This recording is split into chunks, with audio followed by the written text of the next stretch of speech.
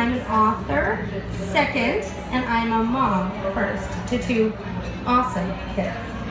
So my son, O'Shea, was the inspiration behind my first book called O'Shea the Octopus. And he had 10 arms instead of 8. And my daughter, Jayde, is my inspiration for Jayde The Jaybird. So without further ado, I think what I'm going to do is I'm going to read this book for the first time to people besides me. Are we ready? All right.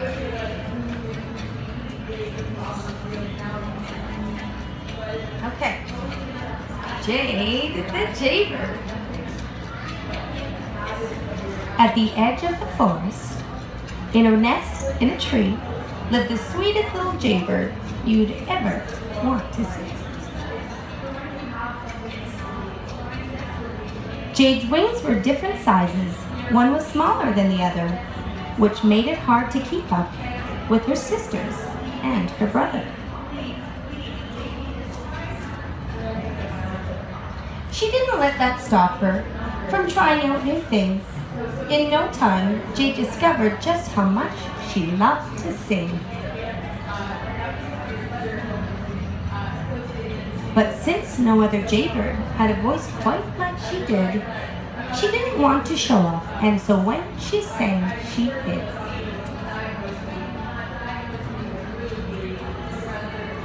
Jayde only let her best friend come and hear her every night, Olivia, the hoot owl, who would listen in delight.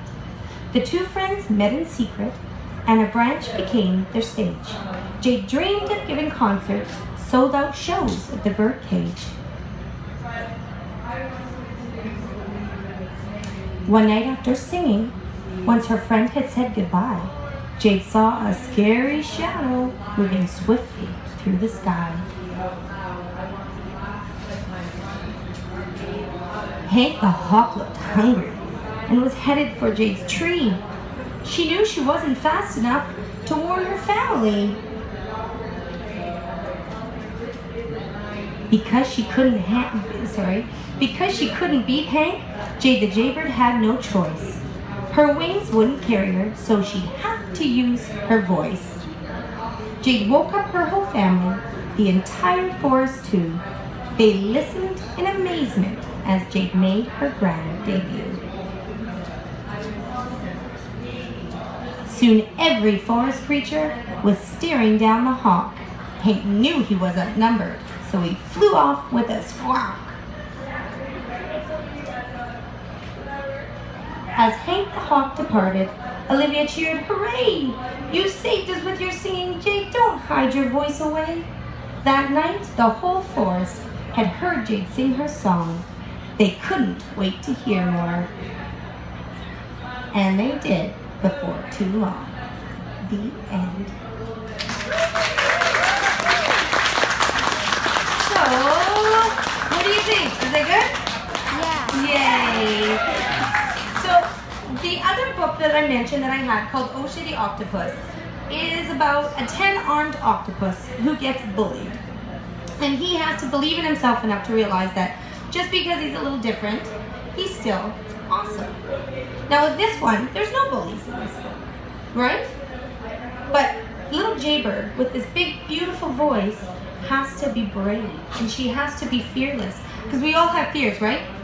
We all have something that kind of freaks us out, whether it's walking across the street without our parents for the first time, or sitting down at a restaurant, or not using our cell phones at every single moment to find out what's going on in the world. It's scary, but we have to be brave and take a chance, right? And Jayde's my inspiration because JJ has had some tough little things along the road. Jayde's got dyslexia like I have, but she is rocking it, and she's seeing a tutor, and she's doing so good because of it. But she also has anxiety disorder, which is not so easy sometimes. So she faces fears every single day, and she is awesome, right? So both my kids are my biggest inspiration ever, and that's why I write these books. So if I can make one kid braver or believe in themselves a little bit more, then I've done my job as an author and a mom, so that's good. Does anybody have any questions? I guess most of these people are my friends, so they know everything. There's no questions to ask me. Yes? Okay, so when you were little, what was your favorite book? She asked when I was little what was my favorite book. Dr. Seuss, to this day, makes my heart very happy. I love rhyme. That's why I write in rhyme. He inspired me to write the way I do. I love silliness, and I love everything about him. So that was my big thing. I loved Dr. Seuss. And now, I think my kids also adore it because of me. I've made them some green eggs and ham every once in a while. And yeah, so that's that. I also wanted to talk to you guys about taking something that makes you scared, that's scary, like JJ and her anxiety, and turning it into something positive.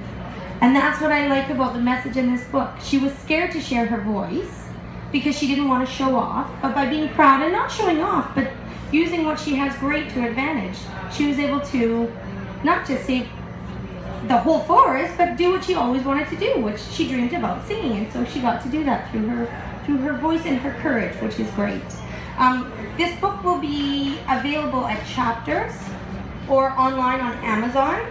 There will be some for sale. The very first printing, there's only a couple, not a couple, but not that many for sale right now, so you can be the first to grab a brand new off the press one up to, it's called 32 books, I believe? 32 books, yes. So I think that's all I have for today. Do you have any questions or anything you want to ask? How did you get started as a writer? How did I get started as a writer? Well, I started writing when my kids were babies and I was a special ed teacher. So I started writing little rhyming stories because it was always a fun way to connect with the kids and a fun way to learn. And then my family kept pushing me to get these things out there to the world, and I thought, no, there's a million people, a million writing books. It's not going to happen. How could it happen? But because of their belief in me, it made me believe in me, and I pushed, and with the support of my family and some perseverance, I got published. And I got published, it's been 4 years now. We started with Jayde the Octopus. They liked that book. I have 15 written. They started with Jayde the Octopus, and then asked me to do a series, make a series. So this is a part of a one-of-a-kind series. So there should be, hopefully, 2 more coming. Hopefully the next one's called Ella the Elephant, and then Noah the Newt. They're all named after family members. So Ella is my niece, my sister's daughter, and Noah is my brother's son.